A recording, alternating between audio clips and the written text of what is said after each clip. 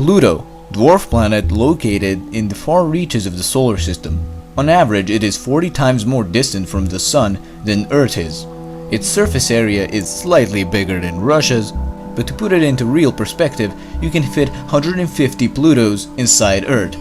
So what if this small dwarf planet were to become a moon of Earth? That would mean that Pluto would need to get closer to the Sun, which would provide quite a few drastic changes to its surface. Pluto would need to travel a path of 7.3 billion kilometers. Even light takes 5 hours to reach Pluto from Earth, so it would need to travel a path of 5 light hours, which could take a very long time. Going 100,000 kilometers per hour, it would take Pluto about 8 years to reach Earth, but that is depending on speed, of course. So the surface of Pluto is 98% nitrogen ice. Melting point of nitrogen is minus 210 Celsius and boiling point minus 195 Celsius. But as Pluto approaches Earth, because it would be closer to the Sun, temperature of Pluto would rise, melting all of the nitrogen and creating a nitrogen ocean, which would cover the whole surface of Pluto. Only solid thing on the surface of Pluto would be water ice and bedrock mountains, which would be sticking out of the nitrogen ocean. It would be quite a magnificent sight.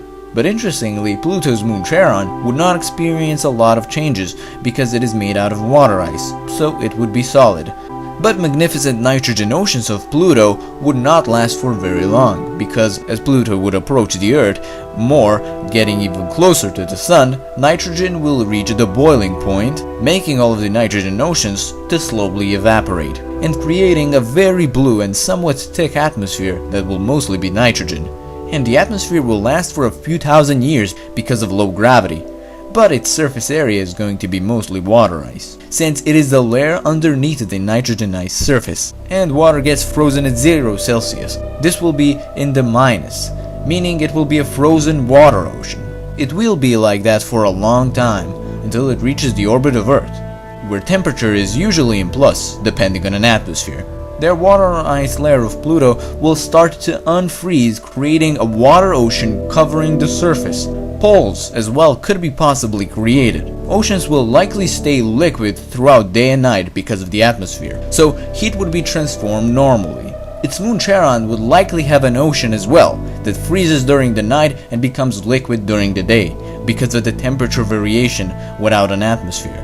Now, Pluto could barely get to be a satellite of Earth, but if it keeps a normal distance from the moon, it would stay in orbit. But Pluto's moon Charon would likely be ejected out of the orbit, flying into outer space. So that would mean that Earth would have 2 moons, Pluto and the moon, or Luna. So since Pluto is quite a small object, even smaller than the moon, and it is smaller by a lot than the moon, surface area on moon is double the area of Pluto, and surface gravity of the moon is more than 2 times stronger than Pluto's. So if Pluto is, let's say, 500,000 kilometers away from the Earth, it would not have that much effect on the Earth.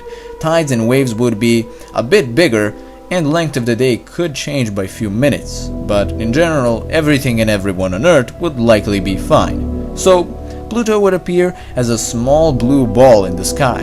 It would be smaller than the moon, but it would look quite magnificent, with flowing oceans that would be quite deep. Maybe even more so than the Earth's ocean. In fact, with Pluto being our moon, it would have more upsides than downsides. Pluto would provide quite a nice place to colonize. It would have water and good enough temperature, with a blue and somewhat thick atmosphere. But the atmosphere will, after a few thousand years, go away, and it will return to the old thin atmosphere, meaning temperature will again begin to be unstable, likely from 50 Celsius at day and minus 50 Celsius at night, meaning oceans will freeze during the night and be liquid during the day. Still, humans by that time will likely figure out a way to keep an atmosphere.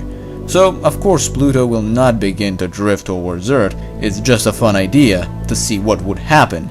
And it looks like it is quite a good thought that would provide humans another place to live on, which would extend humanity.